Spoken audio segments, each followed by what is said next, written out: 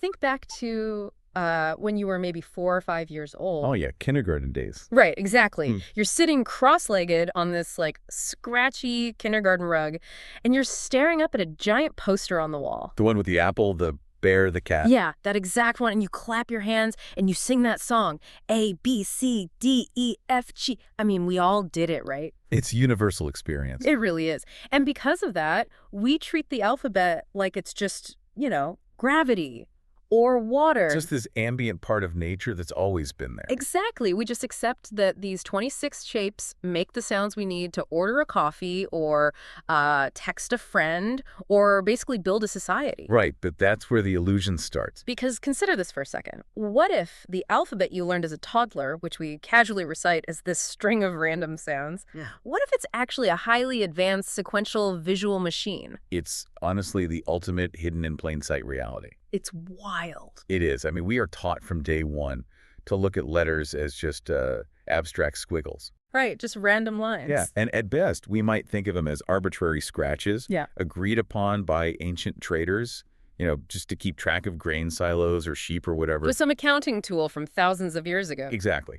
But when you apply actual architectural analysis to the geometry of these shapes, like our source material does today, you realize something truly shocking. Which is what we are unpacking in this deep dive just for you, because it is a massive aha moment. It really is.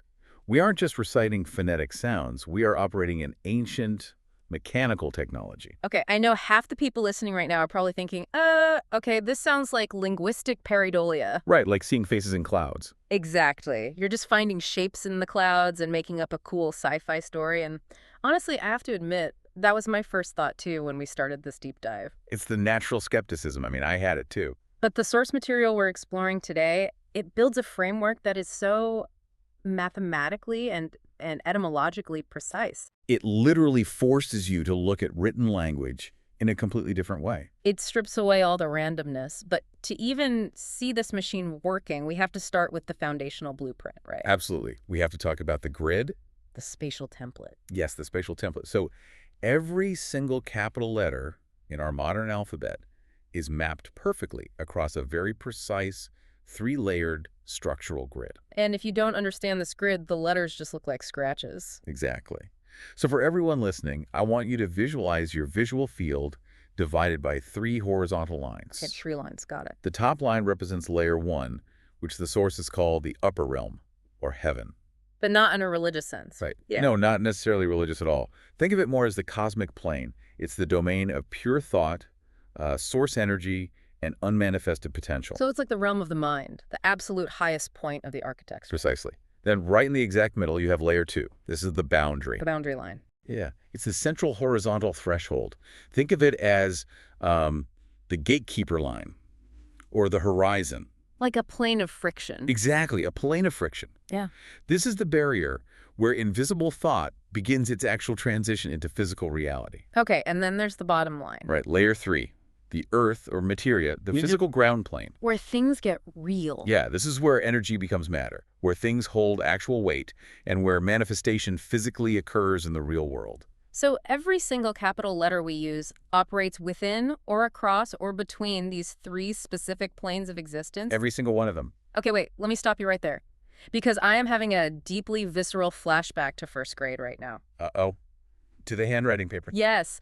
Are you telling me that the special lined paper we used to learn handwriting, the one with the solid blue line at the top, the dashed line in the middle, and the solid red line at the bottom? I know exactly the paper. Are you saying that wasn't just to keep my terrible, messy handwriting somewhat legible, that it's like a literal map of the cosmos? I mean, it functions exactly as one, whether modern educators actually realize it or not. That is mind-blowing. We really have to stop looking at letters as two-dimensional ink stains.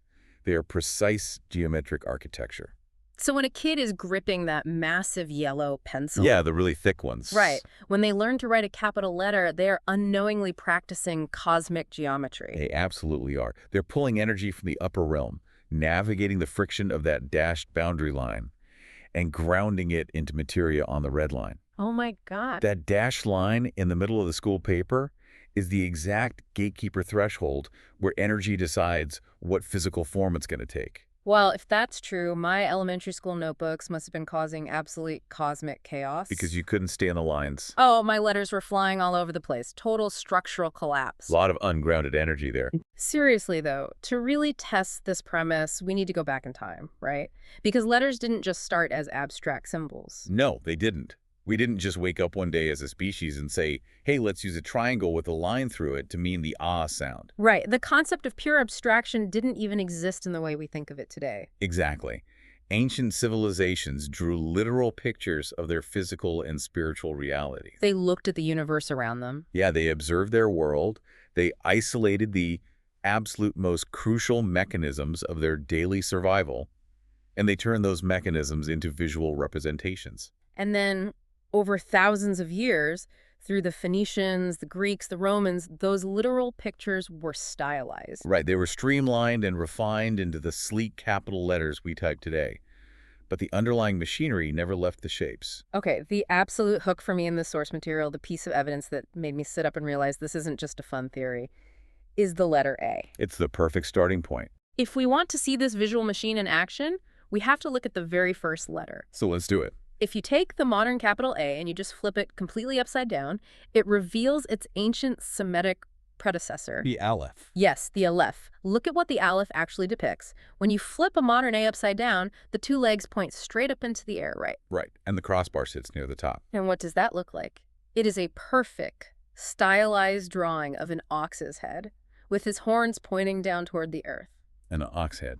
But why an ox? I mean, of all the things early humans could have chosen to be the paramount very first symbol of their entire communicative universe, why a cow with horns? Well, think about it from the perspective of an early agricultural civilization. The ox was the ultimate engine of survival. Before the ox, it was just human muscle. Exactly. Yeah. Human beings had to rely entirely on their own physical strength to scratch at the dirt.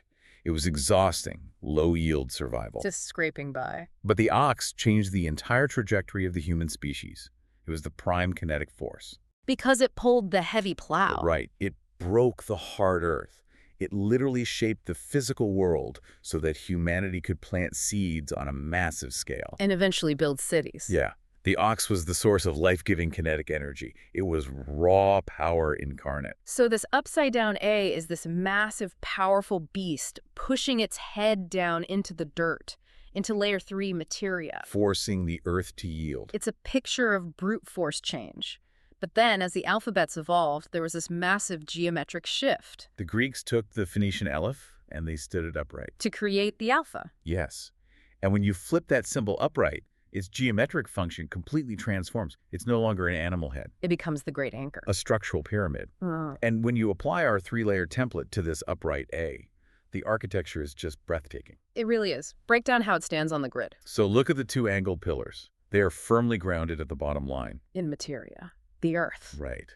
And they're spread wide apart, establishing this broad, unshakable foundation. Nothing can tip an A over. And from that super wide base, the legs angle sharply upward, converging to a single unified point. The apex. And where does that apex sit? It touches the very top line. Exactly. It touches the source, the upper realm. So you have this grounded structure in the physical world that reaches all the way up to pierce the domain of pure potential. It connects the mind and the dirt. But the most critical mechanical component of the A isn't actually the apex or the legs, is it? No, it's not. It's the crossbar. The horizontal line right in the middle. Yes. In our spatial template, that crossbar locks down exactly on the boundary line. The dashed line on the kindergarten paper. You got it. It acts as the locking horizon.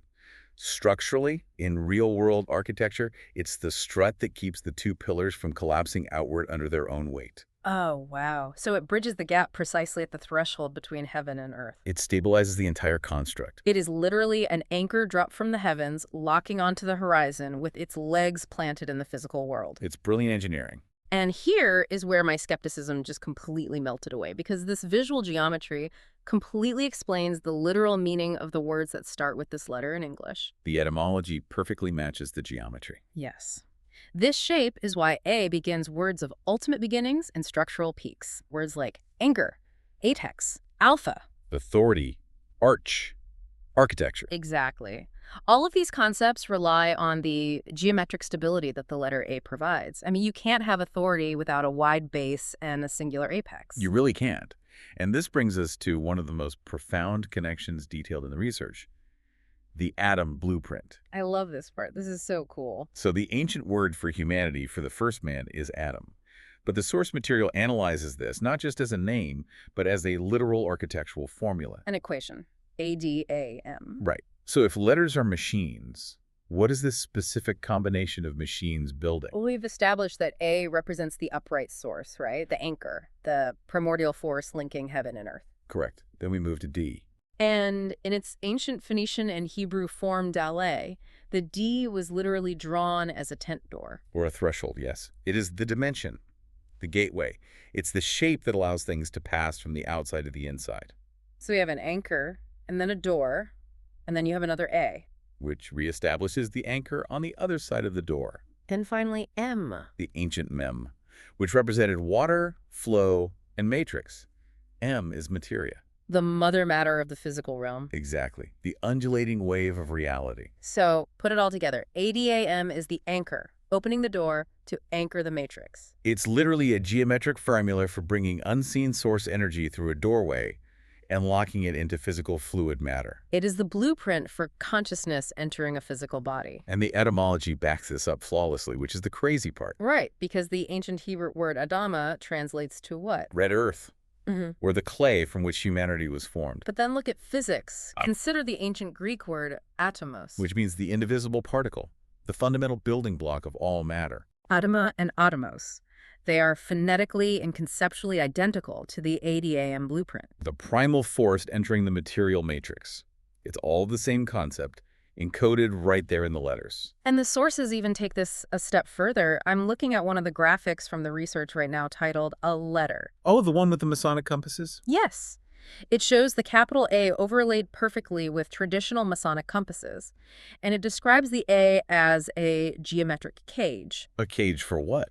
Well, the concept is that the physical shape of the letter is designed to free the phonetic inhalation, the divine breath, from the confines of the compasses. So the letter itself is a physical structure built to capture, shape, and channel human breath. Right, because letters are conduits for breath. I mean, think about what speaking actually is. When you exhale to speak, you are pushing air out of your lungs. And air is just unseen energy, right? You're pushing it out into the physical world. And the shape of your mouth, the placement of your tongue, the barrier of your teeth, they form this physical, muscular geometry. Yes.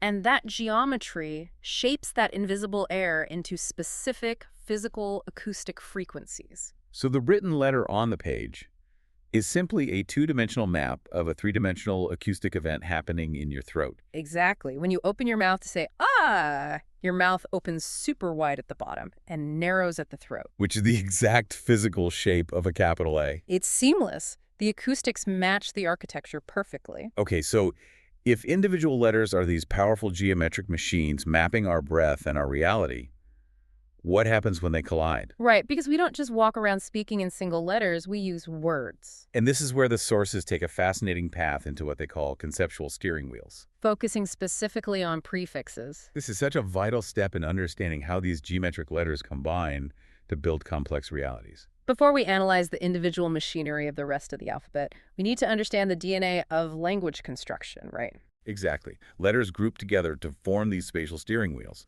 Prefixes actually change the direction, the intensity, or the spatial location of the root word they attach to.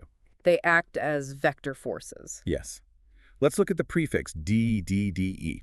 How does this specific combination act as a steering wheel? Well, the mechanics of D come primarily from Latin, right? Right. It represents a vector of movement that is down, away, off, or in reverse. It is a prefix of reduction and removal. It minimizes or strips things away. So applying our spatial template to this, D is a downward gravitational pull. It takes energy from the upper realm and violently drags it down toward the earth. Or just removes it from the grid entirely. The research uses a great example, de-escalation. Well, escalation means moving up, building intensity, rising toward the upper realm. Exactly. So de-escalation forces that energy downward, grounding and reversing the conflict. Or look at the word decrease. It comes from the Latin crescere, which means to grow. So decrease literally means growing downward, shrinking into the earth. It is an active dismantling force. It is.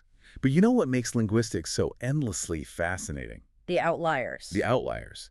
The exceptions that prove the rule. Right, like the word death. D-E-A-T-H. Yeah, that one looks exactly like it uses the D prefix of removal, doesn't it? It really does. I mean, stripping away breath, removing the anchor of life, it seems perfectly logical that it's a D word. It seems like the ultimate example of the downward vector.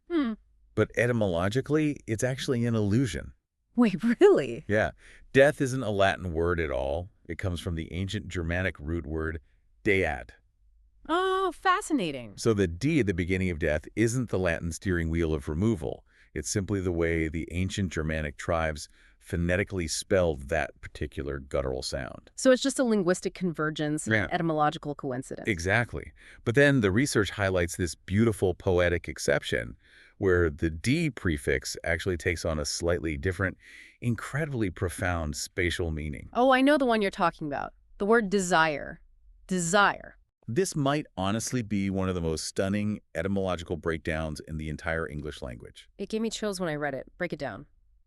So desire comes from the Latin word desiderare, D meaning from, and citer meaning the stars. From the stars. From the stars.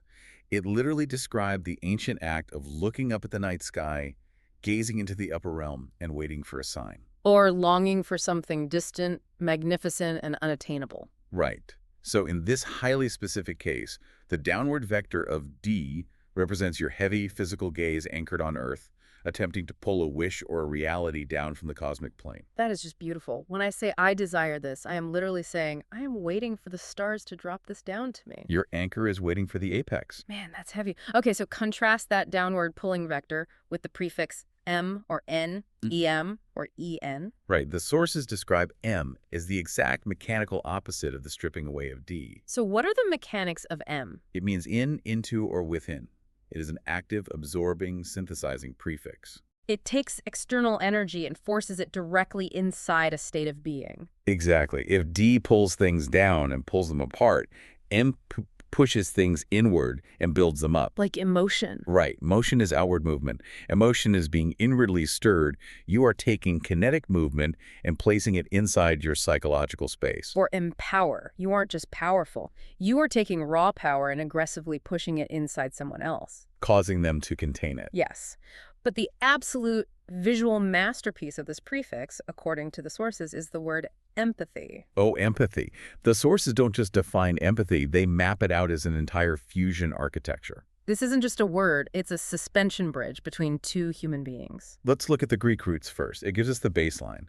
En meaning in, and pathos meaning feeling. Infuriating. Placing your own consciousness inside the emotional architecture of another person. But look at how the capital letters physically spell out that process across our three-layered template.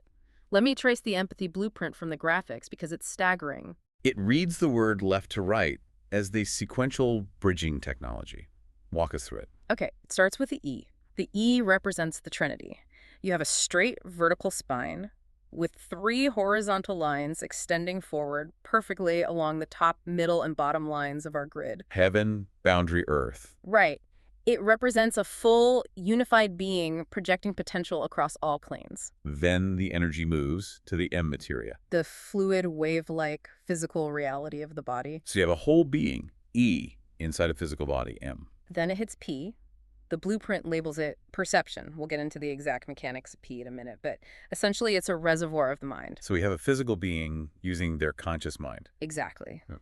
And then we hit the A, the arch, the great structural bridge we talked about earlier. Right, the anchor reaching up to the apex. Following the bridge of the A, you then hit the T and the H. The crossroad and the gate. Exactly. When you line these highly specific letters up, you are visually drawing a complex geometric bridge. You start from one entity's internal trinity, E. You travel through their physical matrix, M. You access their perceptual reservoir, P. You build an archway, A, outward. You cross over the intersecting threshold, T. And you enter the sanctuary gate, H, of another person. Arriving at a synthesis, Y. Empathy literally builds a geometric bridge to put you in feeling with someone else. It is stunning. So if these letters are machines and prefixes are steering wheels, it means we are typing out complex architectural blueprints every single time we send the text message. Or write an email. Every single word is a mathematical equation of breadth and geometry. It really is. And this realization leads us perfectly into the next phase of our exploration. Phase 2, the letter mechanics, testing the individual letter machinery in the middle of the alphabet. Yes, we need to rigorously test this spatial rule. We've established the upper realm, the boundary, and the earth. And we've seen how the A perfectly locks onto these lines. But does this machine framework hold up for the rest of the alphabet? Is it truly consistent? Let's pull some vivid visual examples from the middle of the pack to see if the engine actually hums. Let's start with the letter I. Okay, the I. It is the ultimate test of the spatial template because of its supreme simplicity. Right. In its purest sans serif form, it is just a single, unhindered, vertical conduit. A straight line up and down. No curves, no angles, no crossbars. But look at where it sits on the grid. It originates at the absolute highest point of the upper realm, the very top line. And it pierces straight down, perfectly perpendicular. Slicing flawlessly through the dashed boundary line in the middle, and it impacts the earth line at the bottom. The sources literally label the I as the singularity sigil. Because it represents the self, Yeah. the ego, the individual point of consciousness. When you say I am, you are asserting your singular existence in the universe. You are declaring that you connect heaven and earth with an absolute, unbroken axis of coherence. There are no angles, no deviations, no curves to hide behind. It is the pure, raw frequency impulse of selfhood striking the material plane like a lightning bolt. A lightning bolt of identity. I absolutely love that visual. Okay, what about the letter O? Ah, the O, the omnipresent sigil. Geometrically, it is the closed vessel. It's a perfect circle, resting perfectly between the top line and the bottom line. Right, and it passes through the middle boundary line twice. Once on the left side as it descends, and once on the right side as it ascends. Think about the physics and philosophy of a perfect circle. It has no beginning and no end. The research defines it as the closed vessel of absolute totality. It acts as a shield of containment, keeping things in, but simultaneously acting as a space of pure, unmanifested potential. It encompasses the entire system within its curve. In fact, the blueprint graphic for the O actually shows a galaxy spinning inside of it. Oh, wow. Yeah, it represents the cycle of eternal return, the orbit. And again, the linguistics match the geometry perfectly. Orbit, omnipresent, omega, origin, omni. All of these words begin with the letter that literally draws a cosmic egg, containing everything within its continuous curve. And think about your mouth when you say the letter O. Your lips literally form the exact circle. The acoustics completely match the architecture. It's undeniable. Now let's look at P. This is where the structural mechanics become really obvious. Just visualize a capital P on a lined piece of paper. Geometrically, it is incredibly top-heavy. It is entirely focused upward. You have a straight vertical spine, the pillar planted firmly on the earth line. But the loop, the containment field, is anchored entirely above the dashed boundary line. Exactly. The loop starts at the upper realm, curves outward, and returns to the vertical spine exactly at the middle boundary line. It never dips into the lower half of the grid. This is highly deliberate. The sources describe P as a celestial reservoir. A reservoir of what? It is pooling its coherent energy, its thoughts, its potential, its frequency, entirely in the realm of the mind, the upper domain. So it serves as a projection point of sound and frequency. Think of the physics of a loudspeaker, or even how you physically pronounce the letter P. Right. Your lips press tightly together. P. Pressure builds up in the chamber of your mouth, which is the upper reservoir. And then pop, projection, pressure, phrasing, potential. The energy is gathered high up, waiting to be blasted outward into reality. But here's the catch. The energy of P is just sitting there in that upper chamber. It's potential energy. It hasn't moved forward yet. Which brings us to its geometric evolution, the letter R. The R is the leadership sigil, and its geometry is a direct, visible evolution of the P. It literally is a P with an extra part added to it. An R takes that upper loop of the P, that celestial reservoir, the chamber of the mind, holding all that potential energy above the boundary, and it activates it. How does it activate it? It drops a strong, rigid diagonal leg down from the boundary line, slicing through the lower half of the grid to confidently and aggressively step onto the earth line. So P is the idea, the potential, stored up high in the mind. But R says, I'm taking this idea and I'm stepping forward into reality with it. It's literally a kickstand for the mind. That is exactly why the sources call it the stride of manifestation, the grounded ruler. The R is the architecture of rule, royalty, reality, righteousness, reason. It takes celestial wisdom from the upper loop and forcefully grounds it into materia via that diagonal leg in order to lead and govern the physical world. I will never be able to unsee that. It's a P taking a bold step forward. These aren't just abstract shapes. They are literal funnels, reservoirs, and conduits for energy. Let's look at one more mechanical example before we tackle the entire alphabet. The letter V. Okay, the V. The sources label it the wedge sigil. Yes. And it is perhaps one of the most critical mechanical pieces of the entire linguistic operating system. Describe the geometry. It's two straight diagonal lines starting wide apart at the top line, the upper realm. And they converge downward to a single, incredibly sharp point resting exactly on the earth line. It is a downward converging funnel. And what does a funnel do? It takes a wide, vast expanse of material, in this case, the undifferentiated energy of the sky, the upper realm, and forces it into a highly concentrated, singular point of pressure. But look at what happens at that bottom point, the vertex. The vertex of division. The tip of the V acts exactly like an iron wedge driven into a block of wood. It splits reality. It is the passive duality that divides the cosmic signal. When you funnel all that cosmic energy into a single sharp point of impact, it shatters the unity into two separate pieces. Good and evil. Left and right. Up and down. Male and female. The V is the geometric origin of duality and polarization in the physical matrix. And the research brilliantly connects this geometric wedge concept to the word EVE. Oh, this is the EVE connection. It's a profound example of phonetic blueprinting mapping ancient theology. Let's look at the sequence of letters here. We have E, then V, then another E. Break down the first E. The E has one vertical spine facing left and three horizontal lines stretching forward to the right. One on the top line, one on the dashed boundary line, and one on the solid bottom line. Heaven, boundary, earth. The sources describe the first E as the unified trinity of potential. It is life, breath, pure, unbroken potential facing forward on all three planes of existence equally. It is completely whole. Then you hit the V. The wedge, the divide, the inevitable choice. The unified potential of the first E hits the funnel of the V, and the wedge splits the signal violently. It creates a polarization frequency. And what comes out on the other side of the V? The second E. But wait, it looks exactly like the first one. Visually, yes. But mechanically, it has profoundly changed.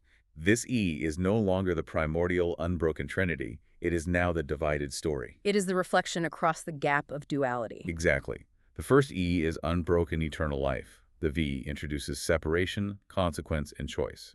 And the second E is mortal life lived within the dualistic matrix. EVE is the geometric architectural formula for the introduction of duality into human existence. Just as ADAM was the blueprint for unseen spirit anchoring into physical matter, EVE is the blueprint for unity splitting into duality. It's literally the story of Genesis mapped out structurally in 3 uppercase letters. Which brings us to the ultimate question of this whole deep dive. Right.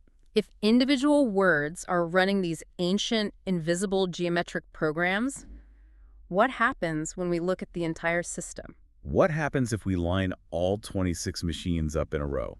And that brings us to the absolute climax of this deep dive, the grand finale. Reading the alphabet sequentially. This is where it all comes together. I want you, the listener, to pull back your perspective right now. Zoom way, way out.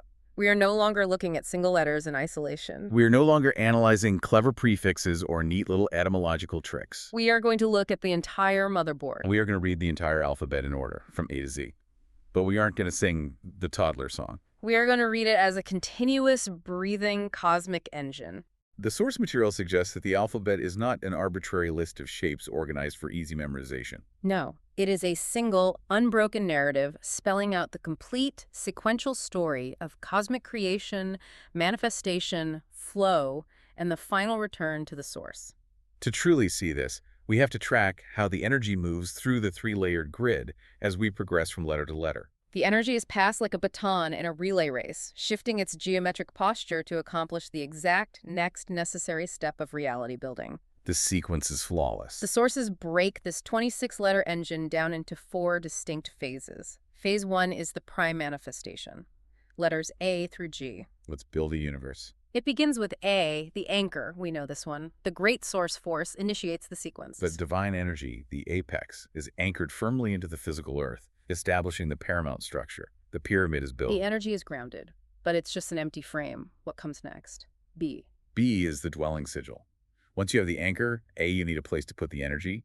B builds a house. Look at its shape. A solid vertical wall on the left, closing off the past, and two rounded domes stretching forward into the future on the right. Now look where those domes sit on the grid. One dome sits in the upper realm, between the top and boundary lines, and one dome sits in the lower realm, between the boundary and the Earth. So it establishes two distinct domains of existence. The upper loop is the domain of thought and spirit. The lower loop is the domain of matter and flesh. The anchor, A, builds a dual-chambered house, B, for existence to occur. Body, build, being. So we have an anchor and we have a house. Then we move to C, the void. Now that the house is built, it needs to receive a cosmic signal. C opens a crescent conduit. It is a massive sweeping curve, completely open on the right side. The upper hook reaches up to catch the cosmic frequency, and the lower hook grounds it in materia. It is the sacred vessel of space. Literally a satellite dish waiting to catch the input. Catch, crescent, cut. So A anchors, B builds a house, C opens a dish to receive the signal. Then comes D, the door. D takes the wide-open void of C and closes it off with a massive vertical spine on the left. The curved arc of D is the swing of the door. It defines the perimeter of access. D hangs a giant door, or hinge on reality, creating a dimensional gateway that allows the energy to pass from the unmanifested into the house we just built. Dimension, door, domain. We open the dimensional door, and out comes E. E is the reveal. As we saw in the EVE blueprint, E breathes the trinity of life and spirit outward. It pushes a frequency impulse simultaneously across heaven, the boundary, and the earth. Energy, existence, exhale. Life has officially entered the building. But the energy doesn't just sit there complacently. It ignites. Enter F. F is the radiant sigil. Look closely at the geometry of F compared to E. It is missing the bottom line. It only has the top horizontal line in heaven and the middle line on the boundary. It is completely detached from the earth line. So F emits a radiant, unstable frequency. Because it lifts off the bottom plane, the energy is no longer grounded. It is floating, radiating outward like heat or light, fire, flame, fly, frequency. It is unbound and burning brightly, hovering above the dirt. But you can't leave reality unbound like that, or it will just burn itself out. Which brings us to the end of phase 1, G, the gateway. G takes the radiant, floating, chaotic energy of F and forces it back into a permanent structure. Look at the sweeping curve of G. It scoops down to the earth line, curves back up to the middle, and then drives a sharp horizontal bar straight into its own center. Locking exactly onto the boundary line. For sources label that horizontal strut the G-junction, or the gateway of containment, ground, gate, gravity. G locks the material gate and establishes the horizon of entry. It finishes the primary act of creation. Think of the full sequence. The anchor, A, built a dwelling, B, opened a void to listen, C, hung a dimensional door, D, breathed life into it, E, let the energy radiate out as fire, F, and finally contained and locked that fire into the physical matrix. G. That is genuinely astonishing. Phase 1 is the construction of the universe. The stage is fully set. Now we enter phase 2, alignment and flow, letters H through N. Now that the physical universe is built and locked, how does conscious energy move through it? It starts with H, the sanctuary. H drops two massive, parallel, guardian columns of light all the way from heaven to earth. And they are bridged by a single, strong crossbar threshold, perfectly on the boundary line. It creates a safe, stabilized space, a cosmic ladder between realms, heaven, house, haven. From the safety of the H sanctuary, we drop the I. The singularity. As we discussed earlier, I drops a direct, piercing, singular pillar of pure coherent light straight down the center of the H sanctuary. The individual self enters the matrix. Identity, I. But the self doesn't just stand still in the sanctuary, it begins a journey, the letter J. J is the traveler. Look at its geometry. It starts at the top, drops straight down like the I, but instead of just stopping flatly on the earth line, It dips below the line, it submerges. the curvature of submergence. The J hooks into the deep earth. It represents temporal continuity and the acoustic pathways of the traveler delving into the unknown depths below the established baseline. Journey, jump. From that deep, submerged journey, the energy bursts upward into K, the kinetic sigil. K is pure, explosive, multiplying force. You have a solid vertical spine. But from the exact center boundary point, two diagonal branches explode outward to the right. One kicking violently up to heaven, one kicking violently down to earth. K multiplies capacity. It is the primary kinematic junction, encoding raw kinetic force into the system. Kinetic. Kick. But all that explosive movement eventually hits a wall, the letter L. L is the hook, the unyielding boundary. The kinetic explosion of K slams into the sharp 90-degree right-angle corner of L resting on the Earth line. The vertical stem of force drops down, hits the point of absolute friction, and is forced to scrape along the ground horizontally. It represents physical law, labor, and limitation. Law. Limit. Labor. And scraping along the ground leads directly into the great mother matter. M is materia. Look at the zigzag geometry of M. It starts at the bottom Earth line, ascends sharply to heaven, drops to the boundary, ascends to heaven again, and drops back to the Earth. It moves exactly like a fluid ascending and descending wave, like a heart monitor or a sine wave. It is the motherly flow, the matrix, the meter and measure of all physical form. M takes the hard friction of L and turns it into the rhythmic, undulating frequency of the physical universe. Mother, matter, measure. Which flows right into N, the nexus. N takes the sprawling wave of M and streamlines it, a vertical pillar up, a sharp diagonal cut down, and another vertical pillar up. It flows completely through the matrix nexus of life, finalizing the alignment phase, node, nexus, network. So phase 2 is complete. The individual ego dropped in, I journeyed deep, J exploded with kinetic force, K hit the limits of physical law, L turned into a continuous wave of matter, M, and locked into the network, N. Now we reach phase 3, gathering and authority, letters O through T. This is where the universe organizes itself and power is consolidated. We begin with O, the omnipresent. As we noted, the total energy in the universe pools into a void of pure potential, the cycle of eternal return. The energy gathers into a perfect, massive sphere. And from that massive sphere, we push the energy up into P, the projection. The energy leaves the full resting circle of O and gathers into the top-heavy celestial reservoir of P, resting entirely above the boundary. It is pooling the authority, gathering breath, preparing to speak, preparing to project. But before P can step forward into R, there is an esoteric intermediary, a strange little machine, the letter Q. Q is fascinating. Geometrically, it looks just like an O, but with a tiny little tail stabbing downward exactly through the boundary line. The sources call it the filament sigil. Because that is exactly its mechanical function. Q taps that vast enclosed void of the O with the descending Q-nexus thread. It is like plugging a tiny copper wire into a massive battery to draw out a specific eccentric frequency. Q taps the reservoir to ask a question. Query. Quest. Quantum. And once the void is tapped, R takes over. The leadership sigil. R channels that tapped energy from the upper chamber of the mind, drops the diagonal kickstand leg, and strides powerfully onto the earth to rule and manifest physical authority. Rule? Royal.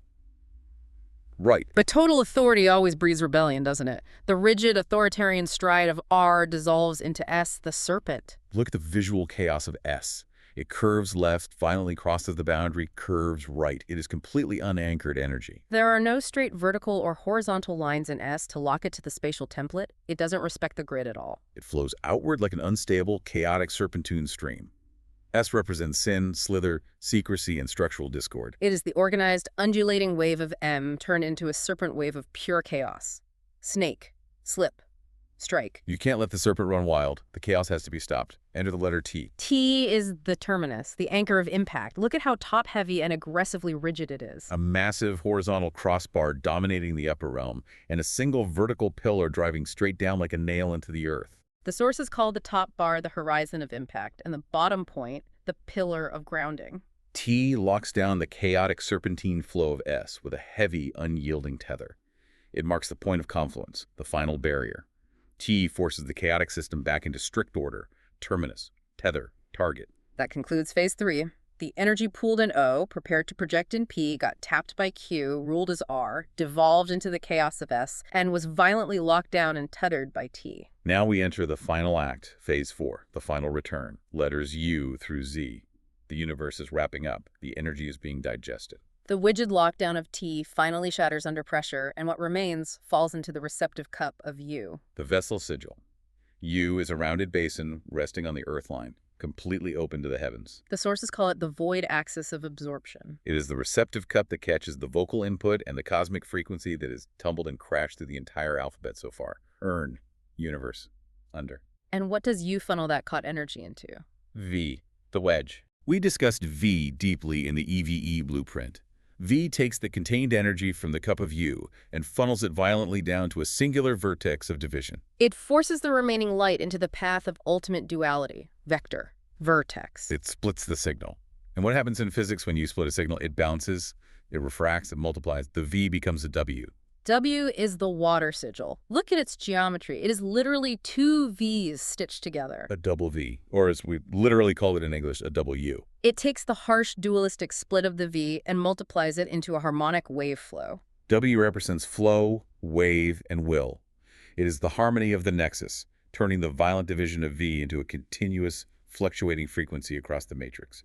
Water, wave, wash, will. But the wave must eventually collapse. The flow hits a wall, the letter X. The cancel sigil, X, crosses over the central nexus of existence. Two vast diagonal lines starting at the far opposite corners of heaven, slamming through the exact center point on the dashed boundary line and ending at the far opposite corners of the Earth. It is the ultimate cancellation. It represents the breath being crossed out, the target acquired and struck. X marks the intersection of all things, nullifying the flowing wave of W by crossing the streams. It brings the entire system to a halt. The energy is canceled. From the wreckage of X, a new synthesis emerges, the letter Y. Y is the branch. Look closely at Y. It takes the top half of the X, the two dual lines reaching down from the upper realm, and instead of letting them cross and continue opposite directions into the Earth, It merges them. It stops the crossing. at the exact boundary line, the two divergent paths of duality are caught and synthesized into a single, grounded vertical trunk that plants itself firmly on the Earth line. Y resolves the duality of V and the violent cancellation of X by fusing the split signal back into a unified column of ascent. Yield, yoke, Y-axis. Which brings us to the end, the final keystroke of the cosmic engine, the letter Z. The weapon sigil. Z is the ancient script of the dagger, the lightning bolt. A harsh horizontal line in heaven, a harsh horizontal line on Earth. And connecting them is a final severing diagonal trajectory. It cuts backward, right to left, slicing through the veil of reality. Z harnesses energetic power to slice the cord of the narrative. It is the absolute terminus of the operating system. It closes the cosmic loop, destroying the old sequence so that the entire machine can reboot and begin again at A0, zap zenith. Wow. From the alpha to the omega, or rather, the aleph to the zane. That is exhausting and exhilarating all at once. I actually need to take a breath. My mind is reeling, trying to process the sheer scale of this. It is an architectural masterpiece. What is so profound about this sequential analysis is that it completely strips away the illusion of randomness in our language. It proves it mathematically. It demonstrates visually that the alphabet is not an arbitrary collection of scratch marks. It is a highly sophisticated, intentionally designed operating system. It uses geometry to encode frequency and frequency to encode manifestation. We've traced the origin of these letters as literal pictures, like the ox head pulling the plow. We've seen how prefixes like D and M act as spatial steering wheels, literally pulling our gaze to the stars or building fusion bridges into the minds of others. We've proven the mechanics of the three-layer grid, showing how letters like P and R and V physically push and pull energy across the horizon line. And we've just read the entire alphabet, A to Z, as a continuous engine of creation, flow, and destruction. This deep dive fundamentally changes the way you must view the written word from now on. Every time you write an email, every time you text a friend, every time you jot down a grocery list, You are arranging geometric cages. you are bridging realms, dropping anchors, splitting signals, and funneling cosmic potential down into materia. You are literally spellcasting. Spellcasting, spelling. The act of spelling words, it's right there in the open. It's unbelievable. The sheer brilliance of the architectural mapping we've explored today is that it gives us a new lens to view human history. The lines on the paper are no longer just guides for neatness. They are the horizon lines of reality itself. We are participating in a multi-millennial ritual of geometry and sound. Exactly. Which leaves me with a final lingering thought for you to chew on today. Humanity has spent thousands of years teaching its children to sit in circles on colorful rugs and sing the alphabet song. Right. A, B, C, D. Entire civilizations have lived, built massive empires, and died reciting this exact sequence of letters. And all the while, we were completely unaware that every single time we speak it, from A to Z, we are running a beautifully coded, ancient geometric program of creation, manifestation, and return. But think about this. If our letters are secretly architectural machines running invisible cosmic code every time we write them down, What other everyday systems, our numbers, our musical scales, the calendars hanging on our walls, are running ancient, invisible code right in front of our eyes?